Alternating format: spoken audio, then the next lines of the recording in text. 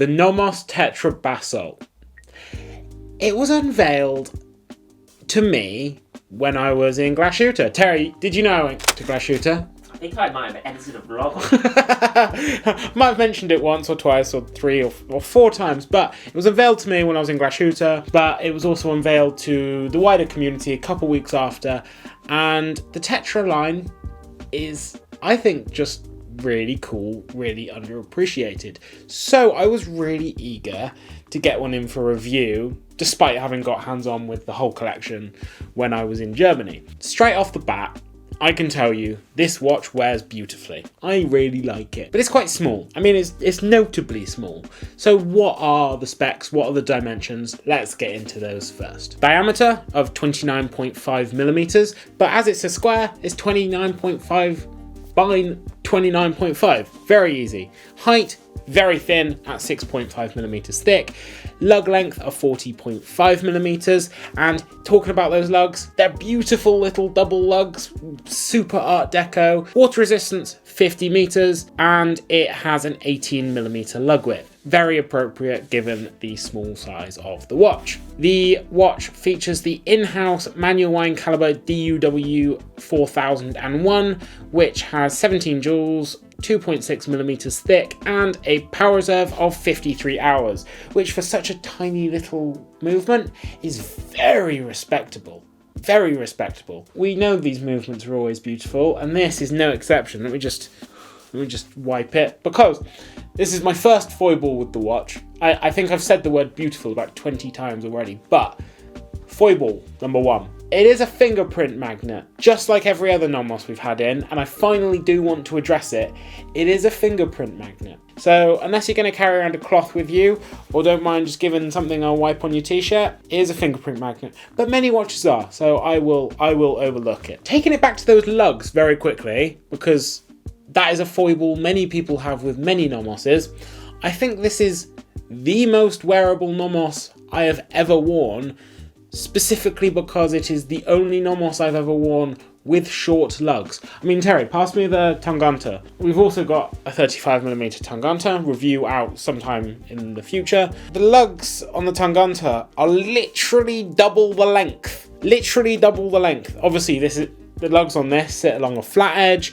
The lugs on this, I mean, about a third of it is taken up by the curve of the watch, where the lugs sit either side of the curve, but still, literally double the length on the tangente than on the Tetra. So this just wears amazingly. I really like the polished case because it's super dressy as well, while still being unmistakably NOMOS. I think if they started doing brushing, I don't think it would be very NOMOS. So if you don't want a polished case, you don't go for NOMOS. So I don't mind it. I mean, obviously it's going to scratch all of these things, but it's beautiful. You look at the dial as well. It is unmistakably NOMOS. The hands are simple. There's no loom. It's completely Bauhaus in its simple design. Everything's painted on. And the only little bit of depth is the recessed subdial for the seconds.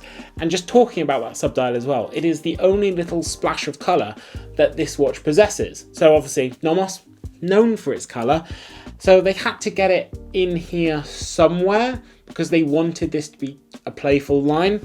So the sub-seconds hand is yellow, and the indexes on the sub-seconds are purple. You can barely tell they're purple because of the colour they're set against, but it's a little splash of colour that's there, and again, it's really subtly done, really beautiful, and all the text and everything is just beige, and the background is basalt. I've had mixed feelings on the Tetra for quite some time because I'd never been hands-on with them before.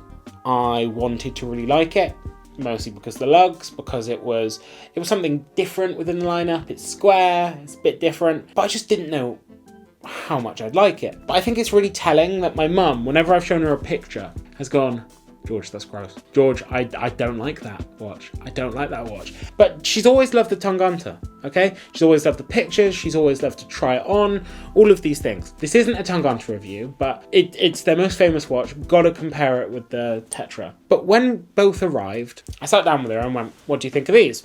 She tried on both, looked at both, and she went, George, Never thought I'd say this, but I prefer the Tetra. Is it because it's more ladies oriented, which at this size, it most definitely is. But I also think as a man, I would like to think I can get away with it. Maybe it is because it's more ladies oriented. It's also got drilled lugs. Can we just appreciate the drilled lugs? Love that. Beautiful.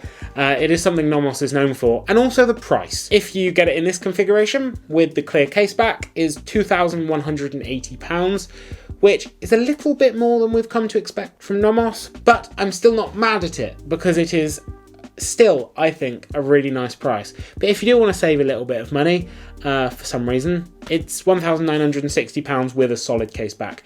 Still don't know why NOMOS charges over £200 in this example for a sapphire case back. Seems a bit strange to me, but I think it's a great watch and a great pickup in either option. So guys, that's the Tetra Basalt. There's a couple other colours available, but Terry, what do you think? I have slight mixed feelings about it. I'm not a huge fan Try it on right now. of square watches, but it is quintessential NOMOS. It does feel like a circular watch. Put it on your down wrist. To a square watch. We're trying something here. Terry said he's not a fan. He's not a big fan.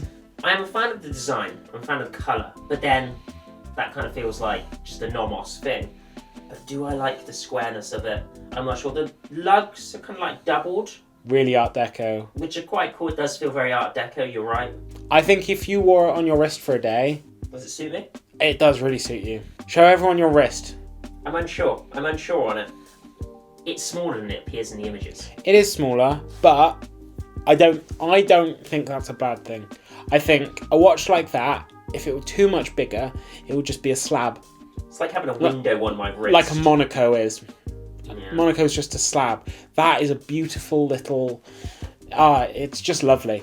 It is like having a window. It does feel like a window into an IKEA showroom. They do colour so well, don't they? They do colour really well. And this is the more versatile part of the collection. But honestly, just beautiful. All hand assembled as well.